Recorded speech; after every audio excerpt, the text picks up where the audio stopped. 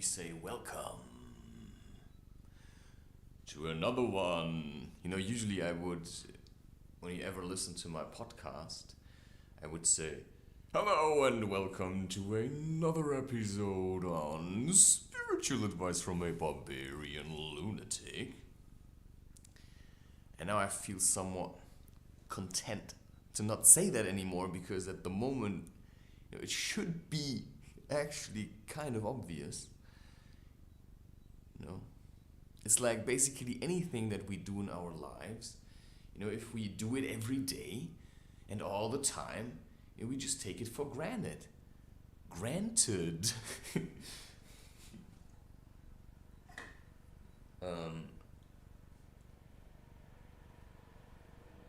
Right, it's like you wake up and you open your eyes, and instead of saying, hey, life, right? I feel really good today, and I'm happy that I can actually live. What do we do instead?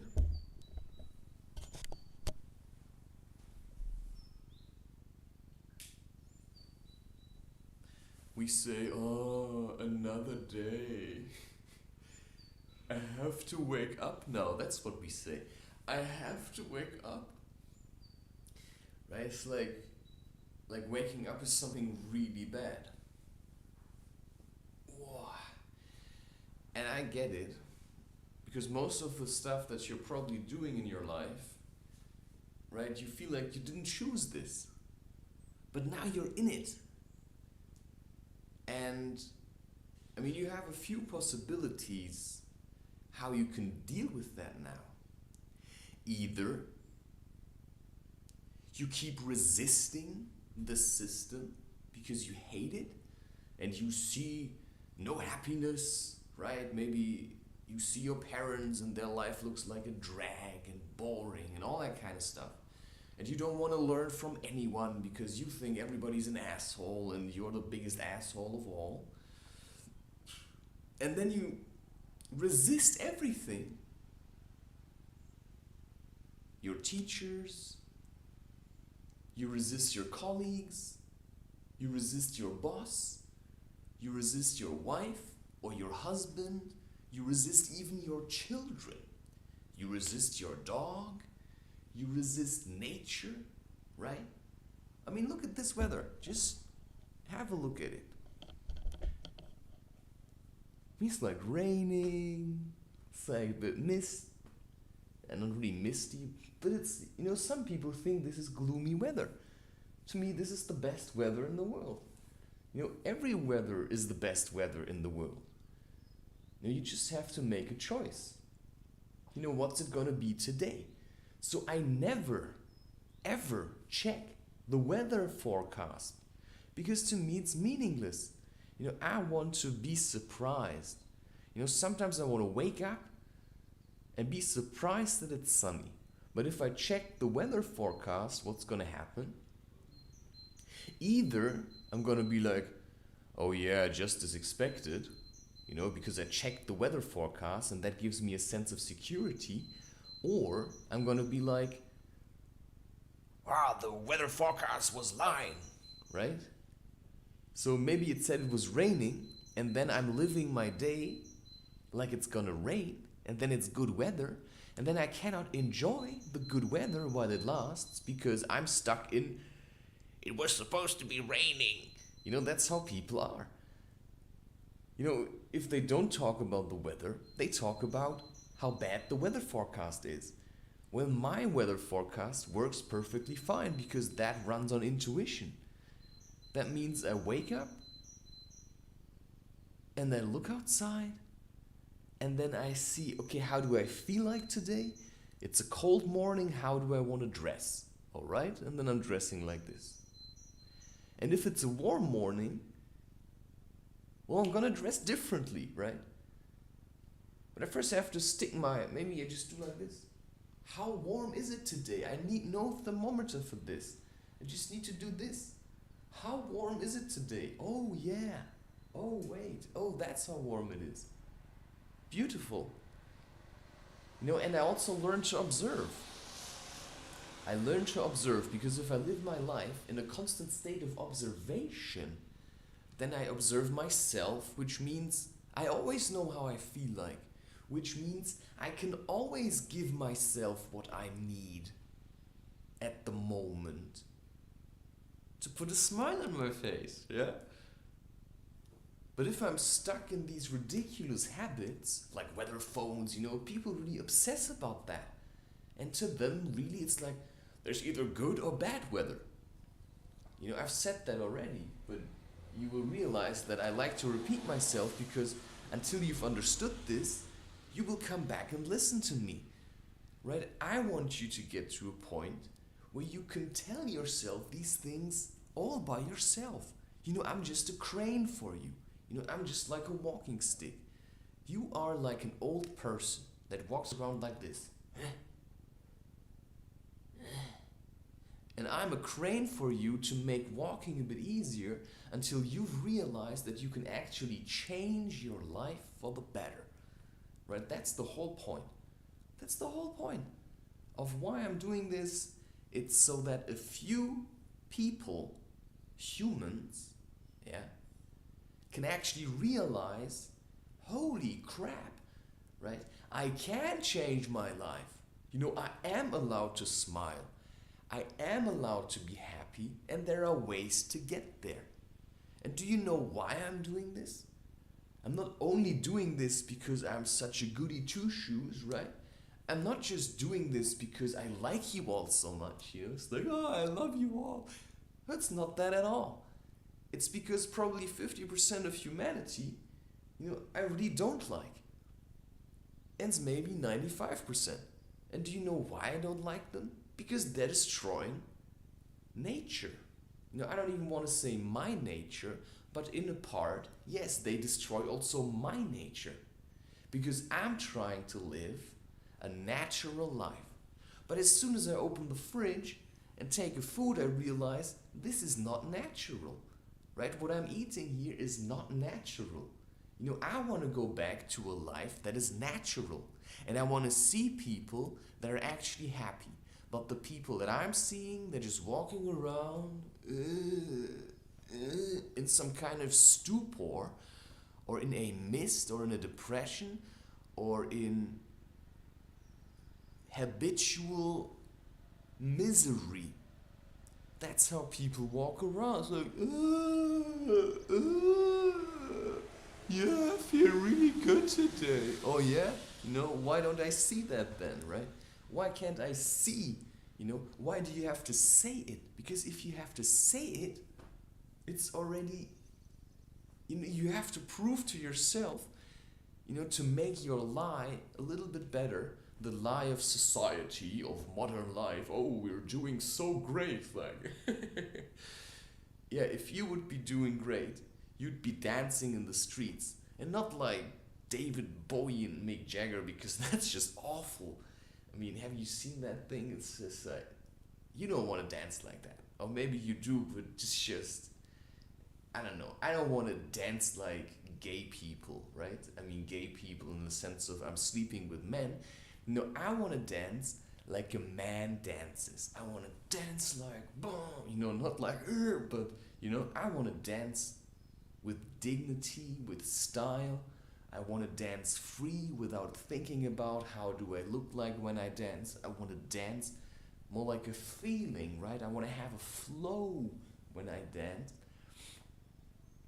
And if I'm heavy, because I'm overfed, and because I'm all the time stuck with my phone, then I can't dance. And so we have to think about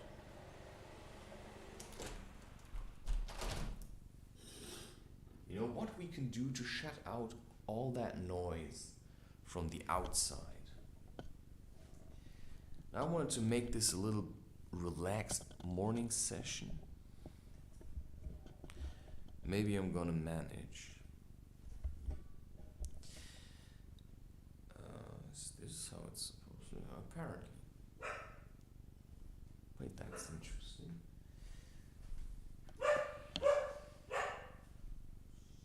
My stupid favorite dog. But she's a part of life, right? She's a part of the community. But there's a part of me that gets really angry.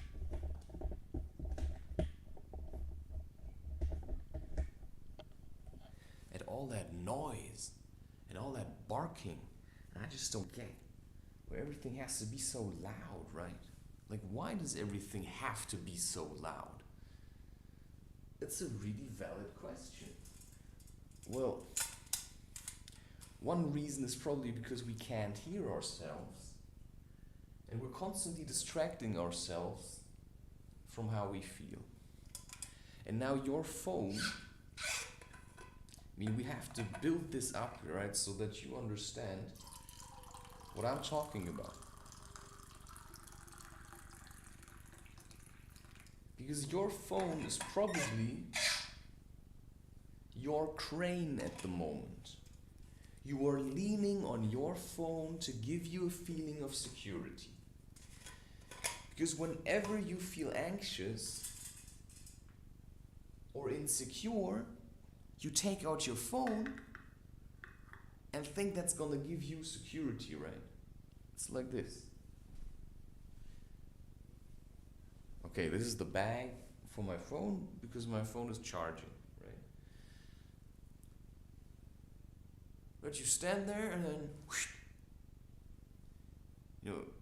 I don't have to show you because you know that you're doing this, right? You're walking around or you enter a room and when nobody's talking, you get out your phone because as soon as nothing's happening, you don't know what to do anymore. So if I'm not there entertaining you, you don't know how to do anything. And so the people that I meet that just constantly in their phone, they're either really anxious that they are missing something so that they can talk to it, about it to everybody else, or they're just anxious in general. I've seen people, because I'm a little bit older, I don't know how old the people are who listen to this, but I've been to ceremonies and stuff. And the ceremony is supposed to be a way to connect to yourself. And I've seen people that in the middle of the ceremony were sitting there with their phone. And there was a man, and he was, I would say, probably 50. And he was lying on his stomach, quite obese.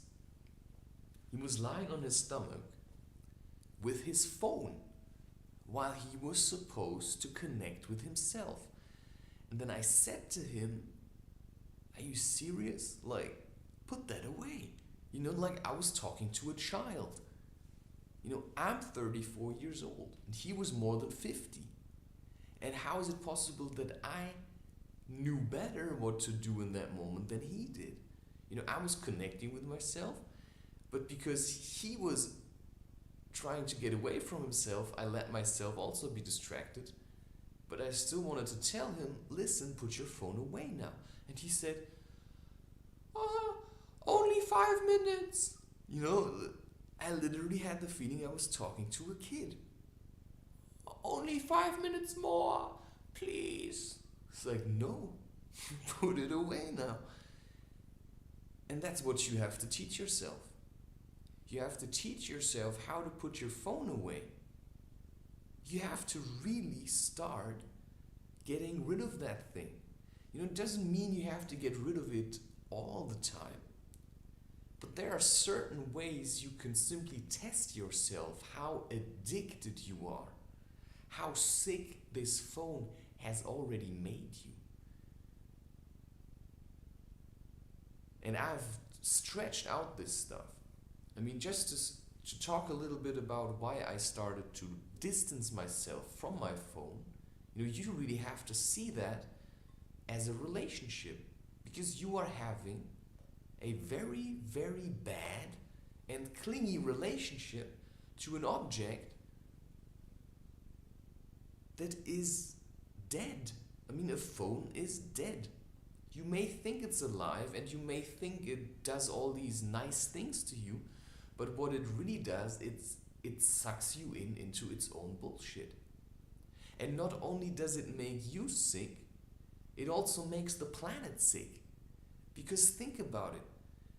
The batteries that are being used, they have to come from somewhere. And for that, there are thousands, 100,000 people or something in the Congo that work for really low wages to dig out materials out of the ground with their bare hands so that you can sit here and waste your time with useless junk. And batteries are very toxic. And it's not just the battery that needs materials that come from really, really rare soils. And these soils come from countries that are what we call underdeveloped. That's what we say, and then we exploit them. And then you're using the phone, it's like, that's a symbol for exploitation. That is a symbol for slavery. And the way Ramdas put it is, phones or electronics in general, they capture consciousness. Right? You see that people, they sit in a room and they have their phone with them. And they're constantly being sucked into their phone. The reality of their phone, it's like a virtual reality. It's their escape plan, right? It is a world where you feel like you're safe.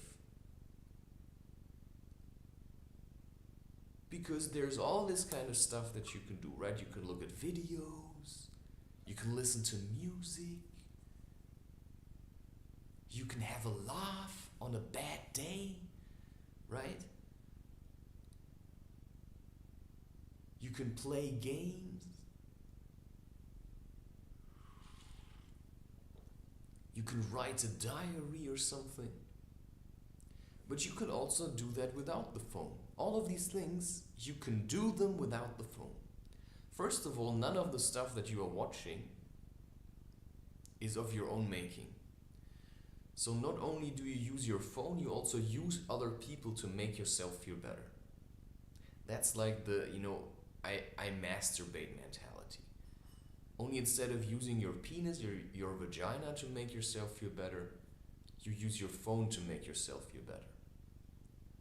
And then you use other people, right? I've seen somebody who left a comment under a video where somebody was watching a movie and was like commenting on it, and that video was 10 minutes long, and then the person who commented on it said, "Where's the rest of the recording?"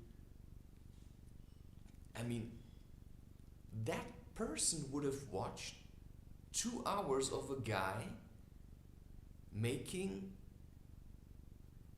comments about a movie that he was watching. He was willing to watch that.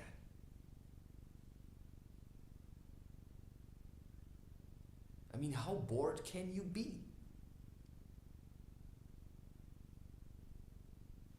And how lost can you be? He could instead watch a movie himself and comment about it. But he wants somebody else to do it. Maybe that's because we live in kind of service society, right? Where you think, oh yeah, I've paid for this, right? So now I want to get something out of it, so I can be a dick about it because I've paid for it, I've bought a service, so now I can also demand to get that service. Even at the cost of the other person. I've paid for this, right? I've paid for the phone and now I have to use it. I mean, think about how much money people waste on these phones. 1,000 euros. Sometimes, right? And think how much you have to work for it. This is your life's energy that's being drained into an object that's making you sick. And now the question is, why is it making you sick? Well, first of all, it's making you mentally sick because it's keeping you trapped. So, wait, it's keeping you trapped. But it actually makes you more nervous and more agitated because it's just feeding your fears, right? They call it the fear of missing out, right? The fear of missing out. Because you're afraid that you can't talk to people about stuff. Well, then talk less. So, okay, it's a very broad topic. I mean, so much stuff feeds into this.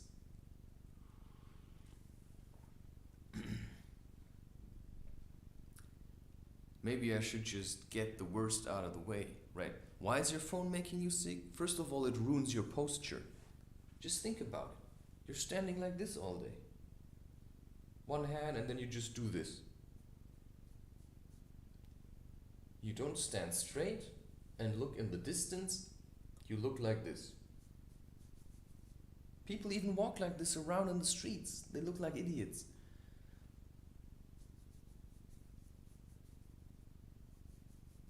Right? Terrible. It's a one-sided movement, right? If you would at least switch your hands once in a while, it probably would be better. Your eyes are getting screwed. Because what happens? I mean, just think about what your eyes are.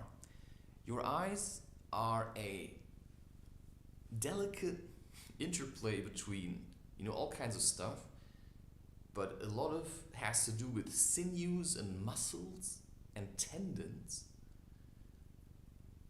Like, you have a lot of fine muscles in your eyes.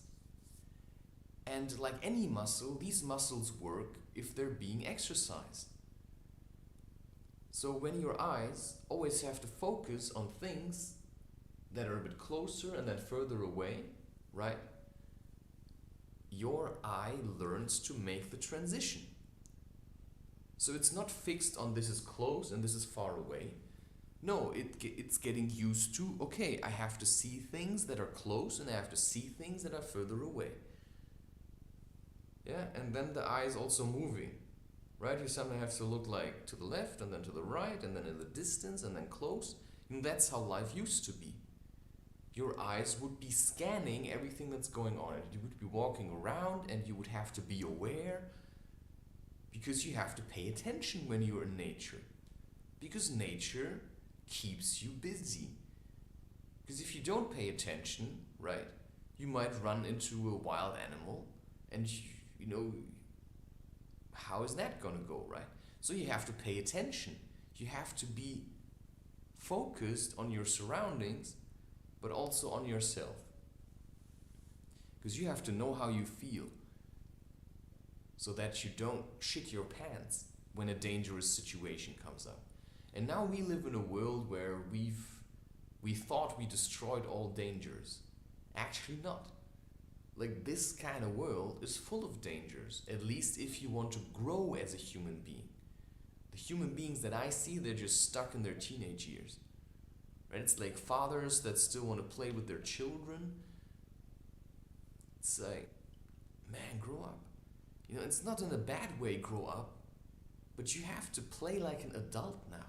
If you keep wanting to play like a child, then you clearly have some issues that you have to work with from your childhood, right? So there has to be a transition always, right?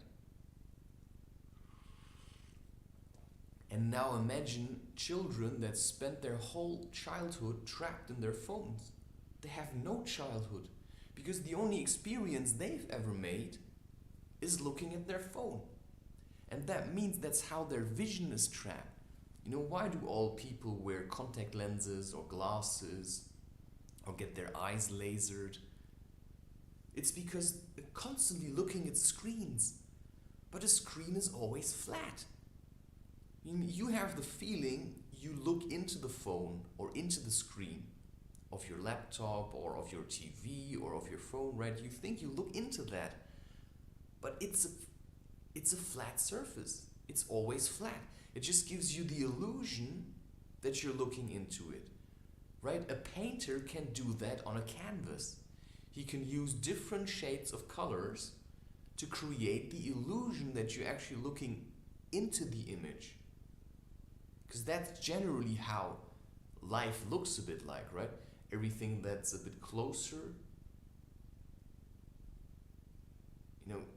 or at least where the focus is on is a bit brighter. I don't know, it's not always like this because you actually have shadows and stuff. But you can create the illusion of depth, and then you think you're looking into something, but when you try to grab it, it's not there. And so everything you see in your phone is an illusion, and that means your eyes are getting used to seeing lies and thinking that's reality. Because you only look at the surface of things. That's what you're being trained to do. That's where your mind is being chained to, right? You always look only at the surface of things, and that's what you call materialism. And it's materialism that's partly responsible for destroying the planet. Well, it's actually us and our ignorance. But if you walk around like this, constantly with your phone, right? It destroys your posture, it takes the focus off on how do I feel, and if you don't focus on how you feel, you can't work on that. Because if you don't know how you feel, how are you supposed to change something? Because if you don't know what to change, because you don't know how you feel, then you're just going to change nothing, and you're just going to live your life looking at your phone.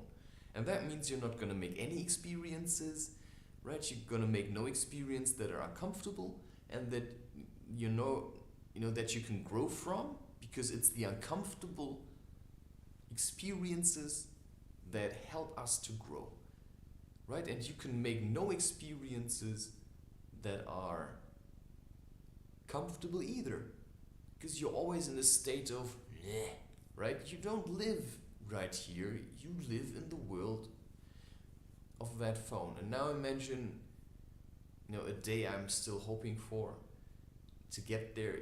Imagine all electricity would cease, or the internet would just die. Your phone would suddenly be useless.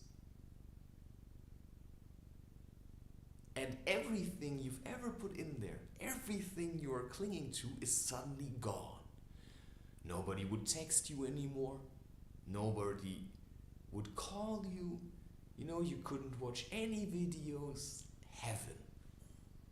And suddenly you would have to figure out how to truly live.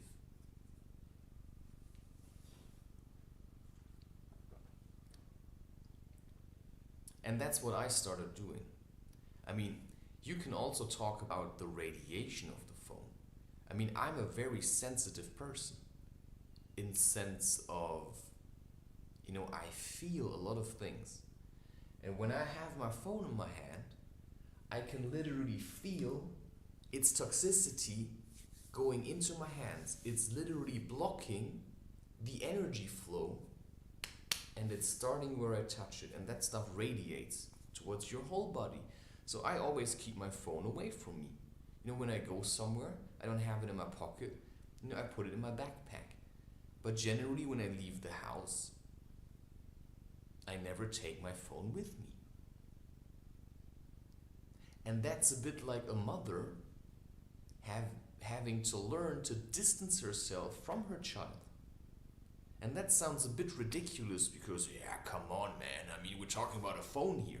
Yeah, but some people treat their phones like children. They dress them in funny clothes, right? They dress them in funny clothes. Like all these cases. And then they always have different cases, and they have different cases for different occasions. Yeah, and then they even change the way the phone sounds like. They change the jingle. Yeah, and then, my next phone, I want to be a bit different. Yes.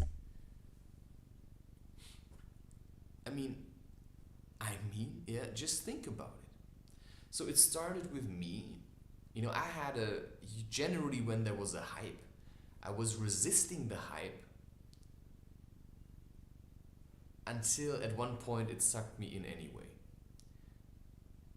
So one of these hypes were certainly smartphones. Sometimes it's words, everybody starts saying a word, and I simply say, why? I don't want to say that.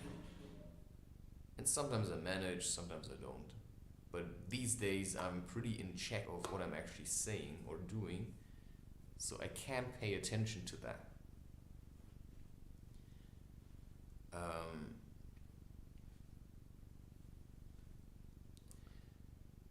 So, I don't quite remember when phones came out, but I remember that I still remember times where there were no phones. And then it started, and suddenly there was the mobile phone, right? I was around when the first mobile phone came out. It was like a giant thing, right? I mean, I still remember the times with ISDN, where internet was really slow and where you basically had to make an effort to load a web page. Also like a mental effort, right? Because it was making you so angry to wait so long, but that's how it was. So, internet was more annoying. Actually, now it's more annoying. Because there seems to be no way out of it. Because everything is connected with it. Everything. Like you're completely dependent on the internet these days. But actually not, because if it all would collapse, I'd be fine. Because I've worked on that long enough. I know the only reason I'm using it is because it's there, and because I want to reach out to people. But if it would be gone, just like that, I'd actually be happy, because then I could figure out something else to do. Because I'm flexible, right? My mind doesn't cling as much. I don't cling to my phone to give me security. I don't do that. It's just lying around there. Basically, nobody ever reaches out to me because I made sure of that. And the people that wouldn't stop, I just blocked them. And so when it started, I had my first smartphone in 2017. I had a BlackBerry before that, but I wasn't really serious about it. And then in 2017 I thought, oh well, maybe it is useful after all. Maybe a smartphone is really useful. And I went to South Africa at that time, and I thought, yeah, okay, let's get a smartphone, because then I can communicate more with my family, right? I can send them news, I can stay in touch with them, because I knew I'd be gone for a whole year. And then you think, yeah, I'm gonna do it for my parents, or I'm gonna do it for my friends, right? Ultimately, I'm doing it for myself, because I'm afraid to miss things, and I'm afraid to cause people trouble, yeah? While it is their problem if they're afraid while I'm gone, right? That's just their fear. They're just projecting it onto me. So maybe I should do a p.p.p.s on what is projection, if I haven't done that already. I have to check that, but I think I haven't. And so I was in South Africa and I had this phone, and the nice thing in South Africa was, I had no SIM card with internet, so I was depending on Wi-Fi. And the Wi-Fi was roughly maybe 300 meters away from where the rooms were, or where the camp was. So you had a camp, like a bush camp, that's where all the students were living, and then roughly like 300 meters away, maybe a bit less, doesn't really matter, but certainly out of Wi-Fi range, there was a lodge and like a center, and at the center you had Wi-Fi. So if you wanted to use Wi-Fi and check your messages, you had to walk 300 meters to do that. So if you wanted to lie in bed and be comfortable, or spend time with, or cook, there was no internet. At least for me, not. Like most students that were there, they had internet on their phones, but I didn't. And I actually never had that. I think I had it for a period, but then I realized, what a waste of money. And I just don't want to be dependent all the time. I don't want to run around and check my messages all the time. I want it to be something that I occasionally do. And I kind of know that I have this habit of obsessing about messages. I check my emails a couple of times per day, but I make it as hard for me as I can. Which means, I have to manually log into my email account. I don't have that on my phone. I have to log in, and then I have to do this two-factor authentication, which is an extra step and which just makes it a little bit more annoying to do it. Right? So you could say I just, I don't want to say I manipulate myself, but at least I take charge of the way I'm engaging with electronics, right?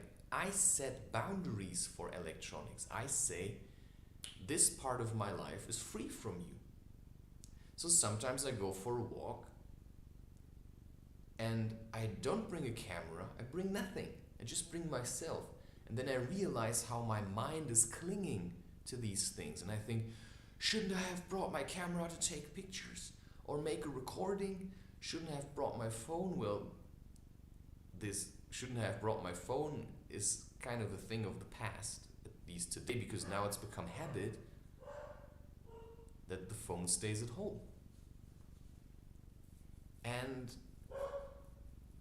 because the phone constantly keeps you trapped. You'll never be free. You'll never be free of thinking. It's also being free of other people. Because what I realized in South Africa was, I installed WhatsApp, right? I installed WhatsApp. And suddenly I had contact with all kinds of people, but all these conversations were really meaningless. People would send me really stupid videos or really mindless junk. And what they wanted was so that I could say, oh, thank you. Or I would say something like, ha ha ha, how funny. And they just kept sending me these things because they wanted to have contact with me. So every time they feel anxious or they feel alone, it's like, oh, I feel so alone. Right? They send somebody a message. And in that moment, they feel like a smile, but they don't smile because they're happy about sending a message. The reason they smile is, or you smile, is because you think you're going to get a response. But if I'm not going to respond, you're going to shit your pants. You're going to think, did I do something wrong? Why doesn't he say something back? So there's people that send messages to I don't know how many, like dozens of people. Like they send a picture or a post or a selfie to 20 people, and then 5 of them respond, and that gives them like a, we call that dopamine, right? A dopamine rush, right? It makes them feel good. It's like cocaine. It's like, oh, now I feel good, right? It's like people shooting heroin. That's what phones are for people, so it's just your addiction. You're addicted to getting messages because then you feel appreciated. If you don't get a message, you don't feel appreciated. So if you're sitting around and nobody contacts you, you'll make sure that at least somebody contacts you, right? So, if you don't get this rush, then you're just gonna post stuff. And if nobody answers, you're gonna get really angry. Why don't they answer? And then, you're gonna go through scenarios. Are they all dead now? Have they died? I've done these things. I sometimes tried to reach people and I couldn't reach them, and then I was going through scenarios in my mind where I thought, they've all died. they've all died in a car crash, and they didn't. They actually, everything was fine. And that's what I mean, that it makes you mentally sick, because you want to control everything.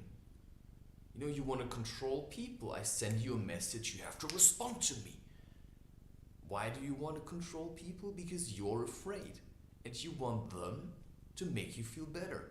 That means you're dependent. You're dependent on your phone, and you're dependent on other people. You're even dependent on the app you're using. So you're trapped in a state of dependency.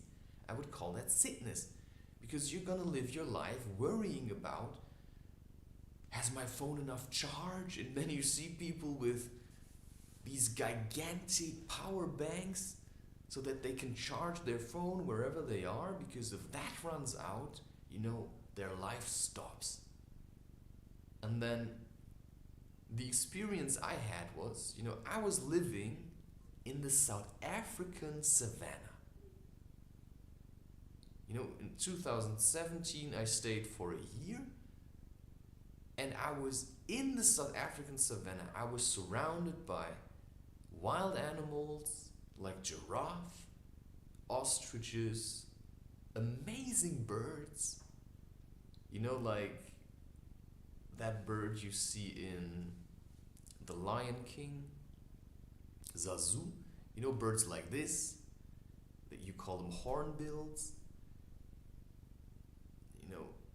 The South African fish eagle. I was surrounded by 4.5-meter pythons, by puff adders. There were black mambas, there were scorpions. You could go out at night with a UV torch, because scorpions glow blue when you shine UV light on them. So you can go out at night with a UV torch, and when the light hits a scorpion, it shines blue. It's incredible. And really amazing things. I was in nature. And during winter, which was from roughly May until October, you basically had every day blue sky, no rain, and 25 degrees Celsius. Okay, the nights were a bit chilly, they got down to 5 degrees. But as soon as it was 12 o'clock, 25 degrees Celsius. That was like 5 months of paradise. And also during winter, there were basically no mosquitoes. There were barely any insects. You never had to really sweat. It was like perfect temperature. The nights were still cool. Yeah, and then you would get up. And that's also where I started, I took a lot of pictures. That's not where I started, but I still took a lot of pictures, and I really liked it. There was a river. I was living with crocodiles. Sometimes you would come out of the hut, and there was an ostrich walking around. Or suddenly there's a giraffe standing there. Oh wow, where do you come from? Or you wake up in the middle of the night, and there is an antelope standing next to your room, and you hear like boom. Because these things are sometimes really heavy. Some of them weigh up to, don't let me lie, but I think an eland, which is a pretty big cow-like antelope, I think they can weigh up to 500 kilograms. That makes a lot of noise, and standing next to your room, feeding on grass. And there were monkeys, because that's why I was there. I was doing research on vervet monkeys, observation, which taught me a lot about generally observating myself, or observing myself or others, life in general. Taught me a lot about patience. And what I realized was that already having WhatsApp installed had an incredible effect on me. Because I started to send people all kinds of pictures. I started to make pictures of what I ate, and I send it into these groups of my family or to people, right? I sent them selfies when I was in the bush, and I thought I was doing it for them. And then I realized that at one point, I was just sending more and more pictures to people in the hope that somebody would say, oh wow, so I was getting a rush out of that. And I was using the people and the phone to make myself feel better. And then it started to piss me off. And I said, you know what? I'm going to turn that off. I'm going to delete WhatsApp again. And that was incredibly hard because I wanted to please people. And I had the feeling people are really afraid. So I thought I'd give them security like that. But I think if somebody's afraid, that person has to learn to deal with their fear. And that's their own choice. I cannot make them feel better. Because if I do that, then I'm their slave. And I don't want to be somebody's slave, right? I want to be free. So I made a choice. And I deleted WhatsApp. And then at one point I installed it again. And then I was only using it for this kind of family group app, and I realized only having this thing on my phone makes me want to check if there are any messages. And I realized that I actually never wanted to say anything in this group, and often when I did say something, nobody responded anyway. And it was basically just small talk. Constantly. And then people sending pictures, the worst kind of pictures you can get there.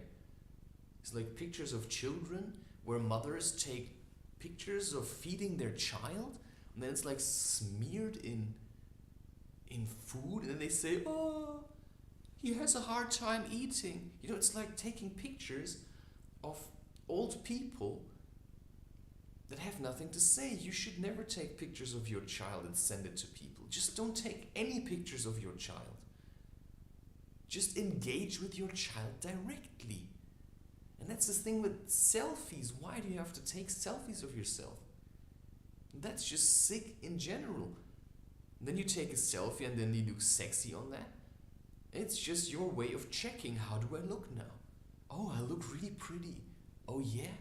But apparently you don't feel pretty, because if you would feel pretty, on the inside you wouldn't have to check every 5 seconds. I see people walking around, as soon as there's a surface that reflects anything, they look inside to see how they're looking. Do you know why I know that? Because I've done the same thing. And because I've done it and I stopped with it, I can now see it in people that are obsessed with checking their image in something that reflects it. And these things are all habits, which means you can work on them and get rid of them. But of course, if you think, oh yeah, my life is doing good, I like checking my phone. It's like people saying, but I like smoking cannabis every day. Oh yeah? Sounds like a trap to me. So the question is, how can you stop using your phone so much? I mean, if by this point you don't feel like you should actually use your phone less, then I don't have to say anything more. Because the reasons I just named you were enough for me to want to change that. This feeling of anxiety when I send a message and then I was waiting for a response, or this feeling of anxiety every time I checked for messages and nothing came, even notifications on apps like Instagram, right? It makes me anxious if I don't get a like on one of my images. Sometimes it makes me anxious. And I didn't want to feel so anxious about these things anymore. And the only way you can work with that is if you stop feeding into your anxieties. That means you have to stop using these things. I mean, imagine an alcoholic that can't stop drinking alcohol because he says, I'm doing it for the alcohol. I'm doing it for the alcohol industry. Or I'm doing it for the people that like drinking alcohol, right? Because then I can drink it with them. It's just running away from facing your problems. And right, if you want to heal your eyes or just live a better life that's worth living and set an example for yourself or other people or maybe your children later, right? If you want to live in the now, be in the moment, be able to be flexible and react to what's going on, like in the real world, because your phone is an illusion. That stuff never existed. You cannot touch anything in your phone, right? You might see it and then order it, but how often have you done that? And how often have you realized that when you see something in the phone and then you have it in front of you, it's a completely different thing? The same with, there was a time where I was using Tinder. And I actually never slept with anyone. But I did meet 2 women. And I had conversations with probably 5 or 6 others. And what I realized is, this is really stupid. Because I would have a conversation with someone because on their picture they look kind of interesting. And then I would meet with them and I realized they're completely different from what they showed on there. And so I just deleted it. And so right now, my phone is basically empty. Sometimes I have to install Instagram because there are certain functions which I don't have on the, on the desktop version, such as unblocking accounts or pinning posts to my profile. And so I install Instagram on my phone, and then I log in. Then I also say, don't save my login data. And I also deny Instagram all access to everything, I don't give it any permissions. Then I log in, and then I change what I wanted to change, and then I delete the app. That's how I engage with it. Because for some reason my phone is annoying me more than my laptop. Because with my laptop I can actually work, because that's what I use it for. I work with that. But the phone is just a toy. And then a status symbol. Right? And then people take it out of their pockets, feel really cool about how they do this, like, I know how this is because I've done it. You cannot trick me. It's like, oh yeah, like a cool movement. Of course, that's a skill. But if you know how to take your phone skillfully out of your pocket and make it look cool, right, you can also do other things. That means you have a lot of potential. And you actually like to do these kind of things.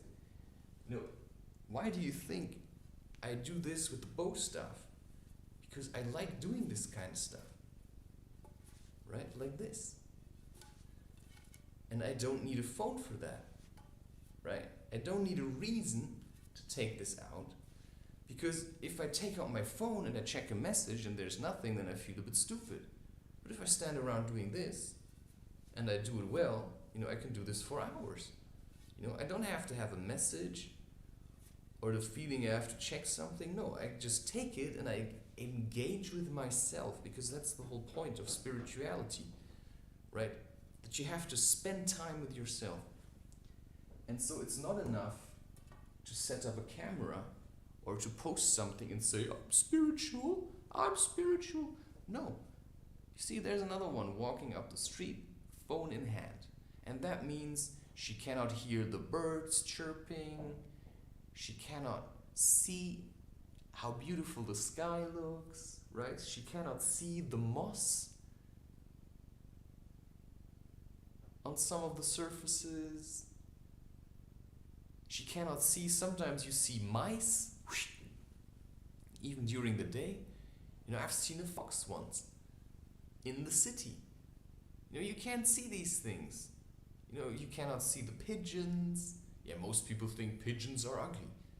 Well, to me, pigeons are really beautiful. I mean, have you seen their plumage?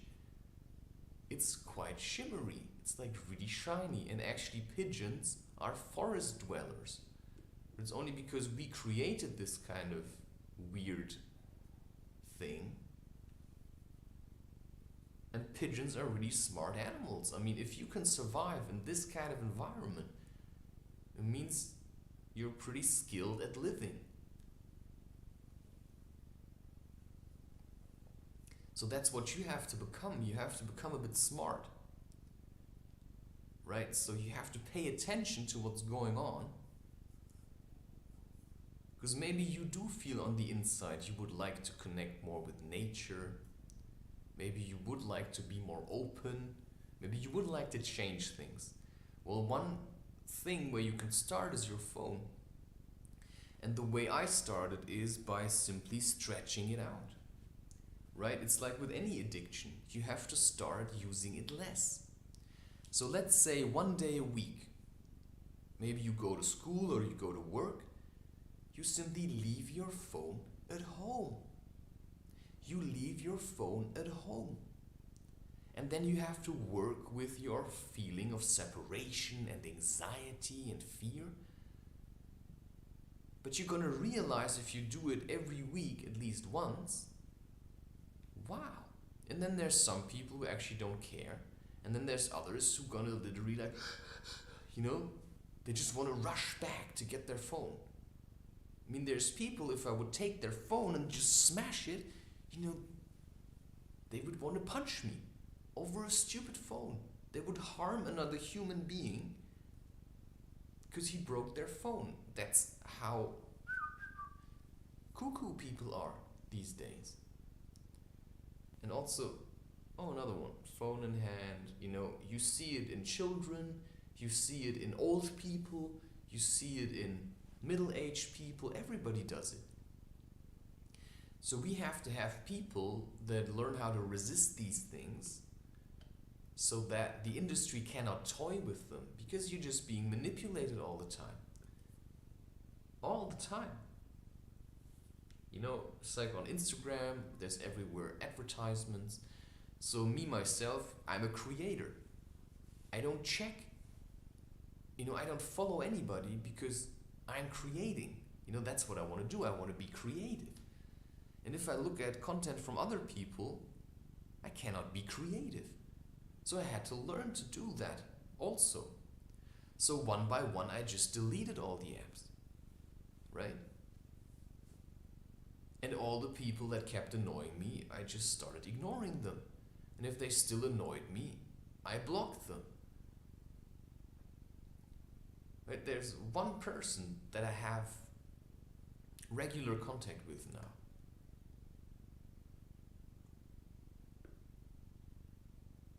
But I filled my life with so many things that I'd rather do than talking about the weather with people or complaining about life in general with them. I'd rather do what I want to do. And what I want to do is talk about things that are a bit meaningful, that actually help you to change something in your life. Because maybe, right, they're going to make you understand what's actually happening, why you're so anxious. Sometimes these topics are so complex that I feel like I'm having a hard time explaining what the problem is, because I feel like I don't know all the facts. Right? But you don't have to know all the facts. All you have to know is how it makes you feel. And I realized that my phone kept me trapped and it made me feel anxious. And that's the problem with people that are afraid, because they think being afraid, first of all, is something bad. And then they try to get rid of that fear. So they're running away from it to something that gives them security, right? It's like a child hiding behind her mother, right? Because there's maybe a dog or something.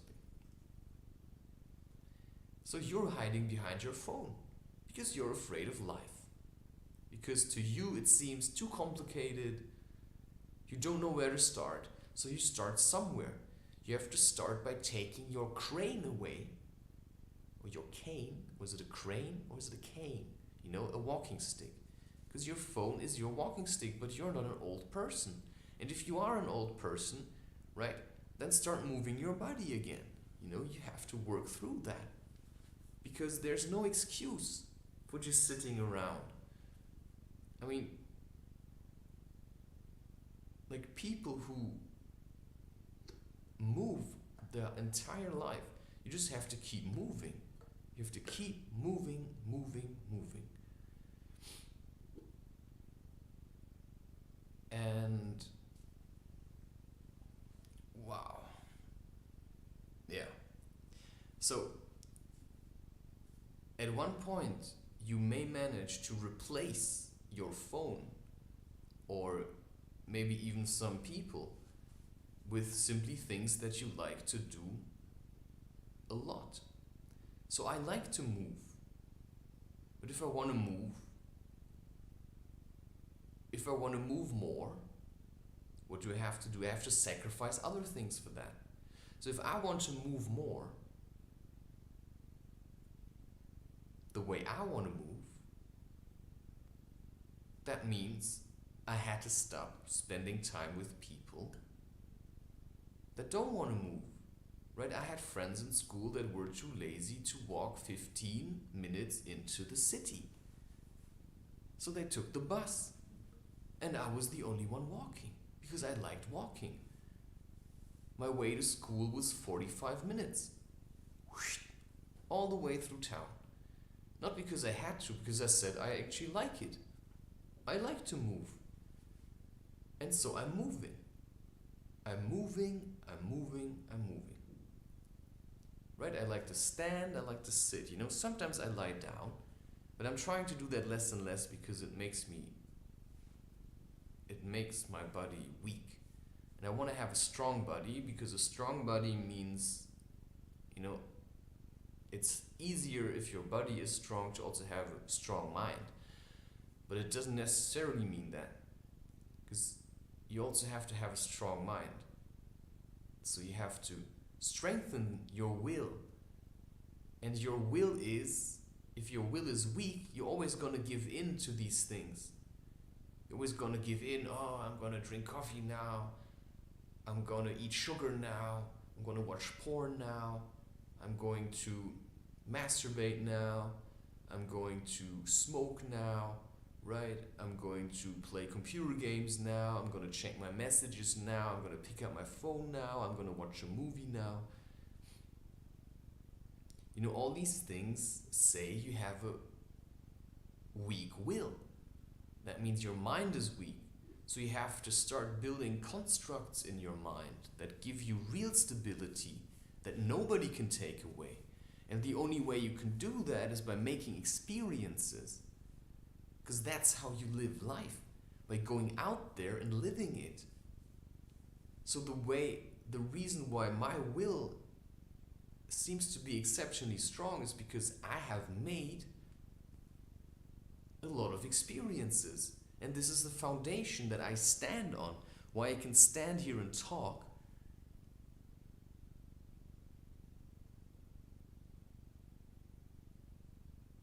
Is because I have trust in myself, because I have tested myself in nature and in all kinds of situations. You know, it's not just about having studied or something. No, it's about how you engage with life. And I want to engage with life like something, you know, like you would engage with a snake maybe. Right? I want to engage with life like it is alive, which it is.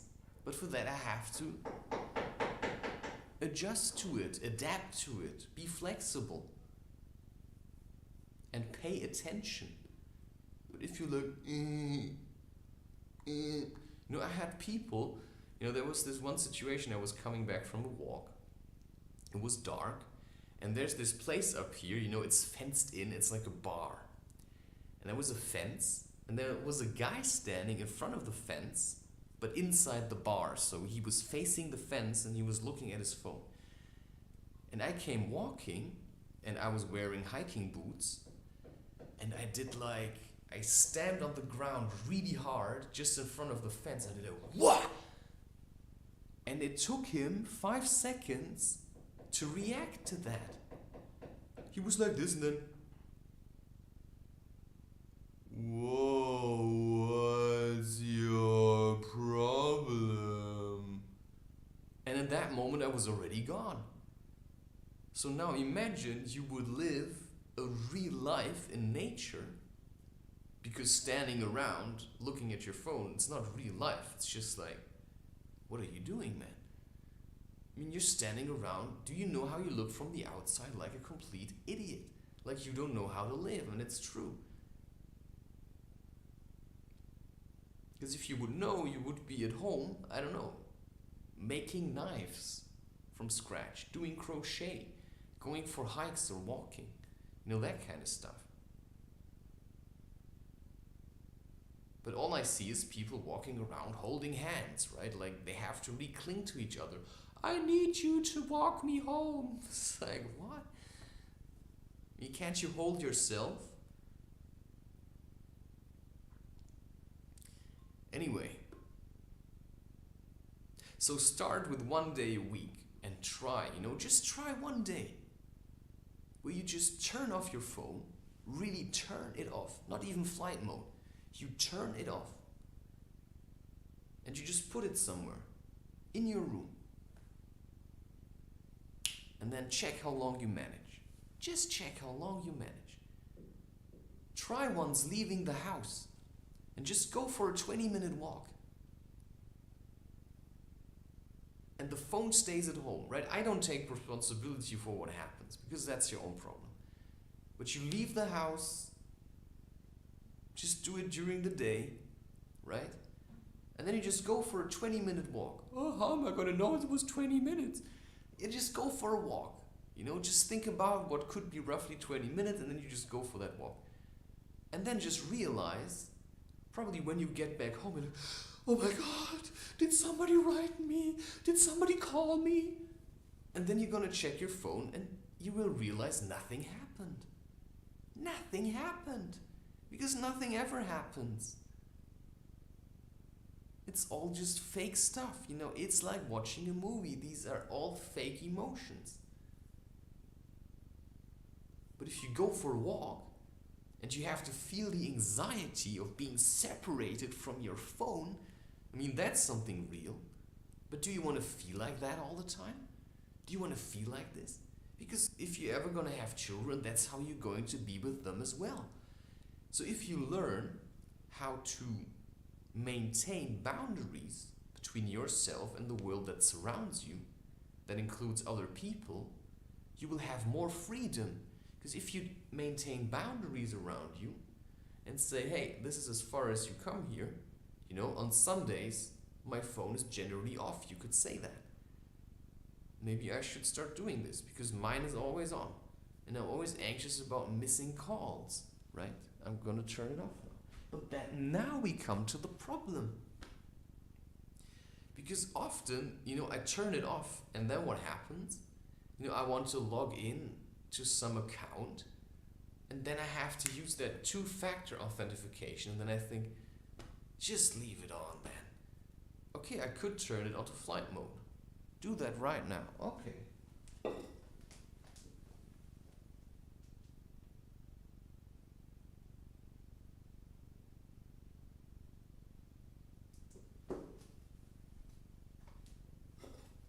Right? And then I just check it once in a while. Once in a while. Once in a while. And I can learn to stretch that out. I can even say, the people that I see, they are 24/7 with their phone. They sleep with their phone, they wake up with their phone. Right? If your phone is your alarm, then you could do something else. You could turn it off overnight and learn to deal with that. And then get an alarm, just a normal alarm clock. I don't have any alarm, but I don't have to get up to go to school, right? I get up when I wake up, then I get up, but then I have to motivate myself, which is pretty hard as well, because you have to have a reason to get up in the morning, and my reason is to do this, so I'm doing it.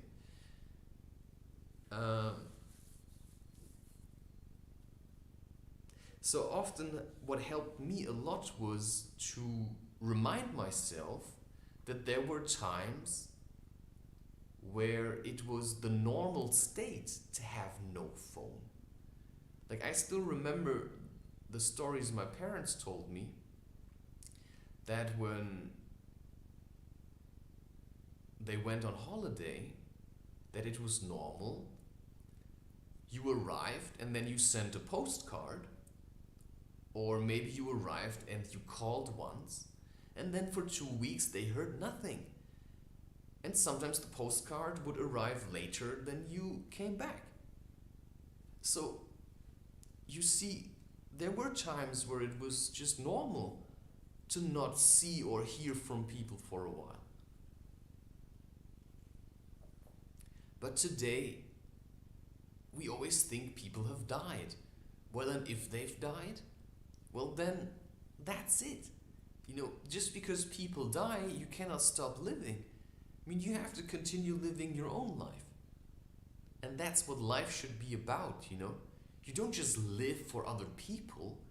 You also have to live for yourself, because the time you have here in this life is limited. So if you spend your whole life looking at phones and screens and living in a virtual world, then what are you going to write your memoirs about? Well, maybe I don't want to write memoirs. Yeah, what are you going to tell your grandchildren? Yeah, well, there was this one time where we were sitting... Oh no, wait, it was in virtual reality. Yeah, there was this one time where I had a really good score on Candy Crush. Oh yeah, good story, man. There's a lot of feeling in that. If I can tell you something, why I'm sometimes, maybe I don't always manage, but why I sometimes don't manage to, no, sometimes I manage. Sometimes I'm just smiling. Maybe I'm smiling all the time, right? Maybe to you, I'm the happiest person in the world. I don't know that. Because sometimes I feel like a miserable little shit. But when I talk a bit, I actually start to open up. It's like, oh yeah, I feel good about this. I was sharing a bit. I feel like I helped the community. I did something that gives meaning to myself, but I also shared it, right? That's what it's about. I try to live a good life so that I can also be what you would consider a good person. But just being good also isn't really it, right? You have to find a balance between, I'm like, whatever. Anyway, so I just want to live life in a more natural way. And that's basically impossible. But I can make it more natural, which means I'm trying to have as little things that I cling to as I can have. And the phone is certainly one thing that really pissed me off. Another thing that I had to train, because your orientation, your basic sense of where am I supposed to go from here. People rely for that on their phones as well. Because when they go somewhere, they just always use their phone. And then they use Google Maps or something. And when I used to say to people, but don't you want to know how to read a map? Or just, I really like it if I go to a city.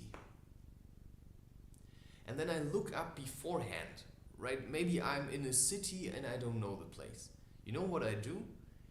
I look up how to get from where I am to where I want to be. So maybe I want to go to a museum, right? Or maybe I want to see some old church, or I want to find the beach. And let's say that's like 20 kilometers. Maybe it's even only 5 kilometers. And then I go by bike or I go, on foot. That's how I start an adventure. And then I sit at home and then I first educate myself. Okay, where do I want to go? And how do I get there? So I do go online and I do go on Google Maps and I enter, my position and the place, my destination, where I want to get to. And then I try to memorize, so I roughly memorize what the map is showing me. So I also usually say, okay, on foot. Sometimes I just say by car, and then I just try to follow that, because if there's no highways involved or something, sometimes it's easier to first go there just via the road, even if it's less nice to walk there like this, but it's a little bit easier. Plus you also meet more people, so if you're lost you can ask them. And that's what I like, because it takes you out of your comfort zone, which means you have a goal, you say that's where I want to go, you leave your phone at home, or you say you're just not going to use it. For me it's better to just leave it at home. And then I start walking,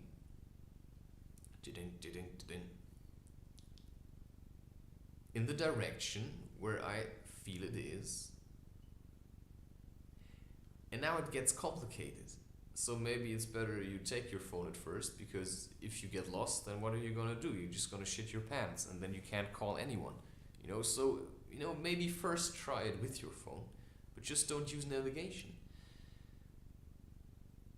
Well, that's generally how I did it, and so it's an adventure. You don't know when you're going to get there.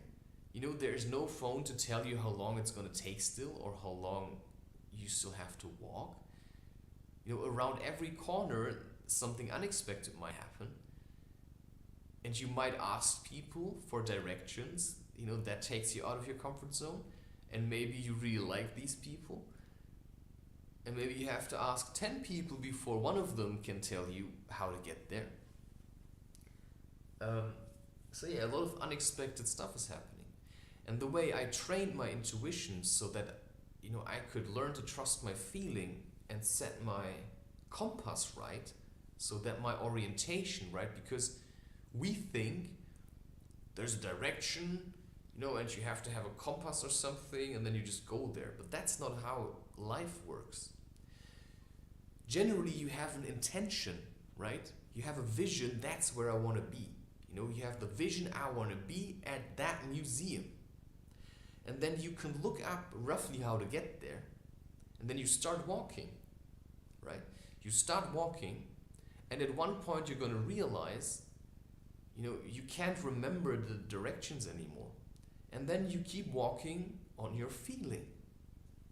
Sometimes I used to do that, I just used to, without a destination. My destination was to simply walk. So I would go out onto the street, and I would start walking, and when I came to a crossing, as soon as you leave the house, you consult your feeling. Do I feel like going left, or do I feel like going right? Which way feels better to you? You can say looks better, but it's a feeling. Does left look a bit better, or feel a bit better, or does it right feel a bit better? Then you think, okay, left feels better, and then you go left, and then you walk left, and then you come to a junction. Let's say you come to a 4-way crossing. Okay, it's a bit more difficult. Okay, are you gonna go left, right, straight, or are you gonna go back?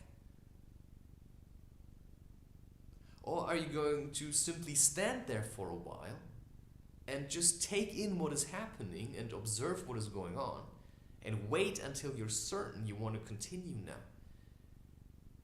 But generally, if my intention was to walk, then I would walk, and then I would look, okay, I want to go straight. And then I would go straight. And as you keep walking, the path starts to unfold in front of your eyes. So you keep walking, and every time you come to a place where you feel uncertain, you stop and you consult your feeling and you check your options, and then you keep walking. And that's then how you train your intuition. That's how I trained my intuition, and it got me to a point where I was once with a woman, you can call her maybe my girlfriend at the time. We were in a city that neither of bin had ever been to. And at the end of the day, right, we had parked the car somewhere a bit away from the city center, and it was already dark, and she was really tired. And so somehow I was in charge because she was really tired. And she wanted to look up on the phone how to get there. And I said, no, I can guide us by my feeling because I had trained this. I knew how to do it. And so all I did was I visualized the place where I wanted to be, which was the car. And then I kept walking. And my feeling was basically sending me in the direction. I had never been at the place. But my feeling told me, this is how you have to walk.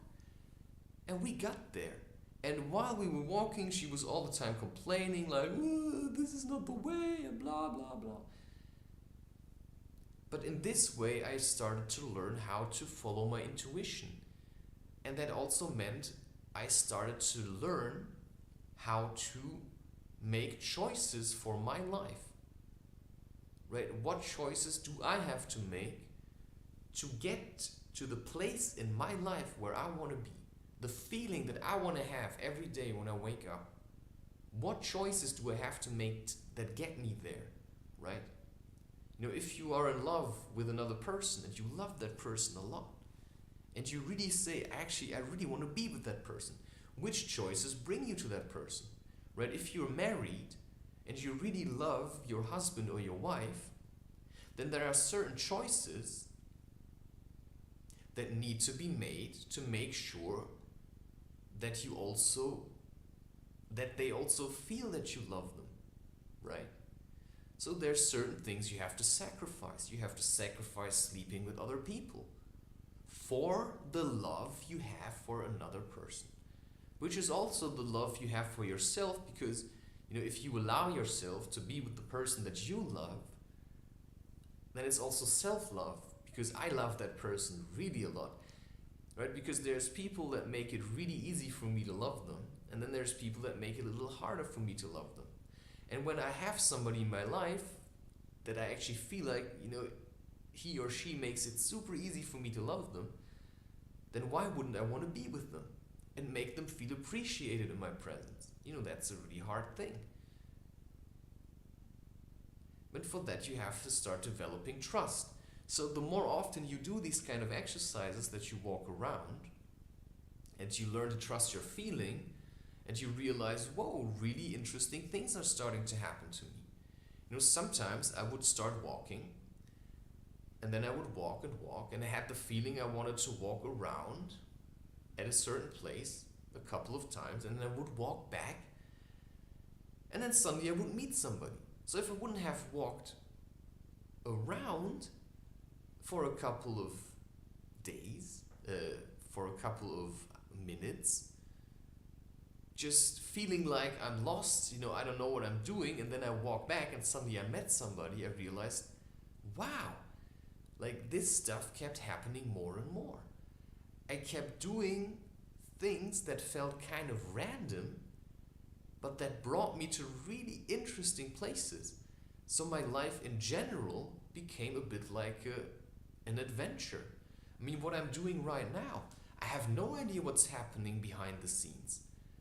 Every day I'm creating content, sending a message, uploading images, I'm writing articles on Medium, I'm working on my book, I'm doing all these kind of things. And I have no idea what's gonna come out of this. I stand here and make a live recording, I don't see who's watching this. Right now there could be millions of people watching it, and I wouldn't know it, until I check it. And that's then the surprise. But if I'm always checking everything all the time, I can never have a surprise.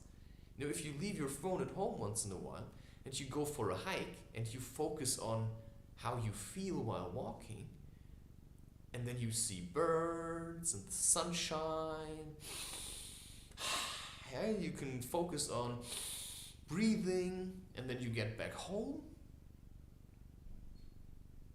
And then maybe you check your phone, or first you eat something so that you feel good, and then you check your phone, and then suddenly you're like, wow, wow.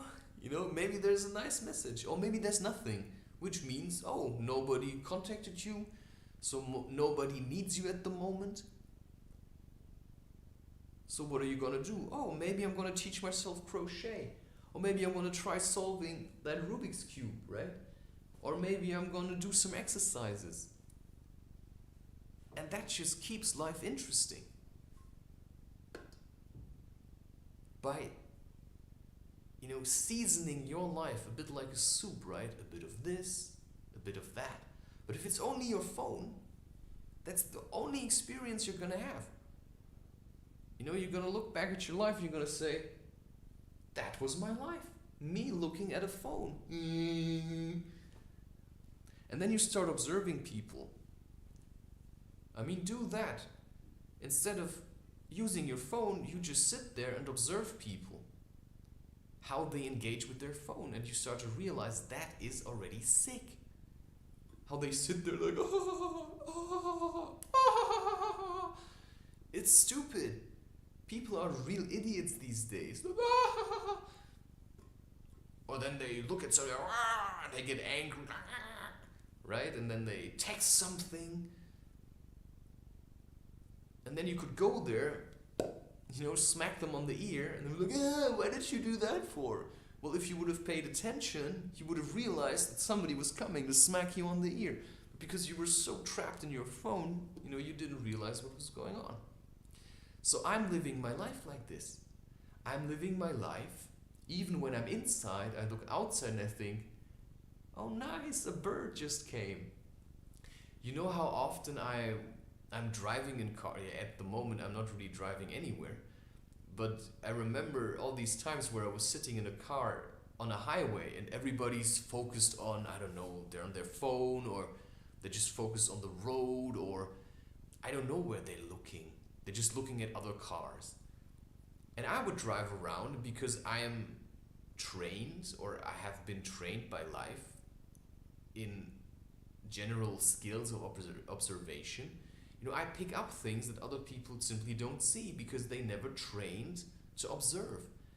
And so I would drive, and then, you know, on the side of the road I would see a deer. I would see like a falcon or a buzzard sitting on a branch. And I would see these things all the time.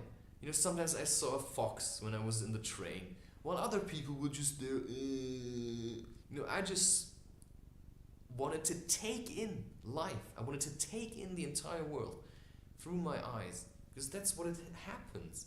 It's like, wow, you know, wow, what an intense experience. I mean, you can just sit around and you can just look at your hand. Just look at these fine lines. And that may teach you something about life. Wow, like how much detail. And I can actually touch that. You know, I can smell it. I can even lick it. And there's so much stuff going on. And it keeps changing. Wow, right? So life has so much more to offer than the black screen of your phone.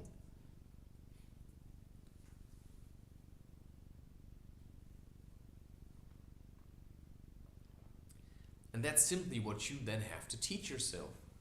You know, that's something you have to learn by yourself. That's something that I would say it's worth sacrificing time that you would normally spend with your phone with. And I did stop spending time with people that were completely dependent on their phones, because I wanted to go for a walk, and then I went for a walk with somebody I would have considered a friend at the time. And that person was really clinging to his phone. And so when it was dark, he would take out his phone and shine light. Or if we were lost, no, we were actually never lost. But when we were a bit uncertain about where to go, he would use Google Maps to look at where we were, and then we would have to stand around for 5 minutes until he was sure, oh, that's where we are. And I just thought, this is so tedious. I just want to keep going. I don't want to obsess about where I am all the time. I just want to live in the moment and then go where I feel like going. And that's something you have to train. And that builds up trust. And then suddenly you're going to look at all the people and you think, what are these people doing? They're just wasting their lives. While I'm having a really good time living my life, everybody's just like,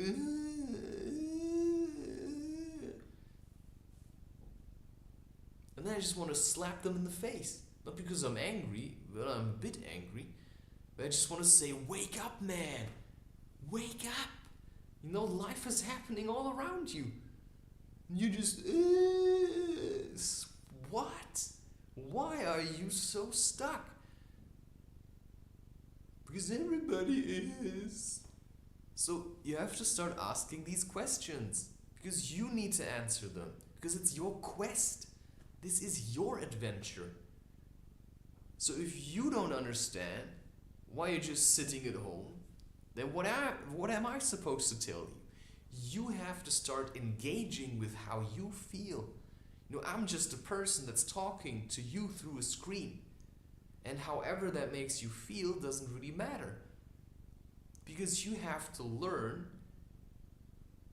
to make yourself feel like this yourself.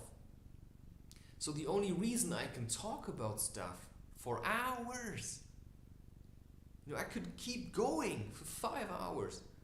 But at one point I just get hungry and I just want to stop, right? Because I also think, how many people are going to listen to this for such a long time? But it actually, in a way, it does lift me up. It lifts me up. And I just think, the reason I can talk about all these things is because I have observed all of this. I have experienced it. I have lived my life. I made choices that were really uncomfortable. Where I felt like I'm gonna really shit my pants. I had experiences where I sometimes thought, I'm not sure I'm gonna get out of this. And I was never an idiot. It's like a calculated risk, right? If you are a bit smart about what you're doing. So you educate yourself, right? If you see me doing some kind of dance movement and like, wow, shaking my hip or stretching in a certain way, and you just do that, well, you just might injure yourself. Because you don't have my experience. You think I'm just doing something, but I'm not just doing something, I'm moving how I feel. But I also have a lot of strength. So if you have a lot of physical strength, then moving is less likely to injure your tendons and stuff because they have a lot of stability through the muscles. And I have a lot of that.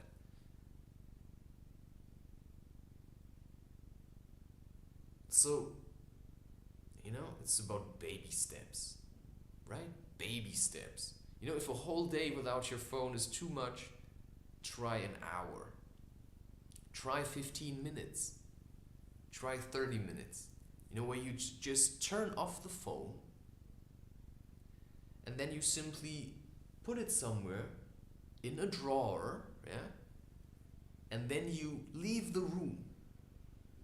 And you go to the toilet without your phone once in a while. You go to the toilet or you go and make a tea. Yeah, and then you look at the time and you're gonna wait 15 minutes. And when you feel like, oh my God, you breathe into your stomach, you make a tea, maybe chamomile or whatever you want to drink. Just drink that and you wait 15 minutes, maybe you try reading a book. And then you're just gonna sit there, and you can even just see how you feel about having turned off your phone and having put it into a drawer. I mean, just how ridiculous that is, that can make you feel anxious. So experience it. Make up your own mind how you really feel about phones. Because I think I really actually hate that thing. So I keep it to a minimum. So after 15 minutes, let's say, or maybe you manage half an hour, you come back, and then instead of doing like this, you calm yourself down, you breathe into your stomach, and you're gonna make sure that you don't like do really hasty movements. No, you open the drawer with dignity. Yeah? This is your mind. Mind over matter. Mind over fear. This is courage, right? You open the drawer, you slowly and gently pick up the phone, then you turn it on,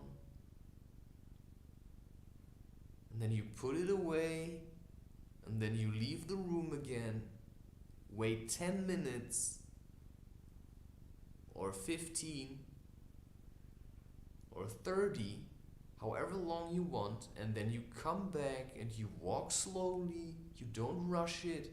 Maybe on the inside you're like buzzing with the excitement of all the messages you have missed. And then you go and then you enter your PIN. That's it. And you can do that once in a while. And the more you do this, you realize the easier it gets. Because do you realize the internet is so full? You could spend your whole life looking at content and you still wouldn't have seen it all. I mean, if you would want to watch and read and listen and look at to all the content that I have,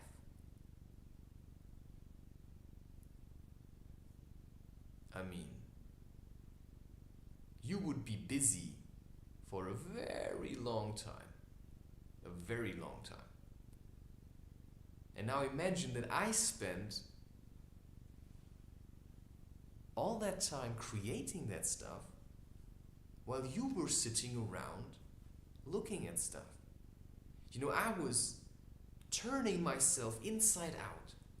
I put all my emotions, how I feel about the world, into diary entries, into posts, into images, into books, into videos. Now I was feeling these emotions, all of them, because these are all my negative emotions that I channeled, and then I looked at them from all kinds of perspectives. You know, I feel anger. Wow, how angry can you be? You know, how angry can I be at myself? It's incredible. And then you look at that, oh wow, that's how angry I am. But I'm not my anger, right? So I can distance myself from that.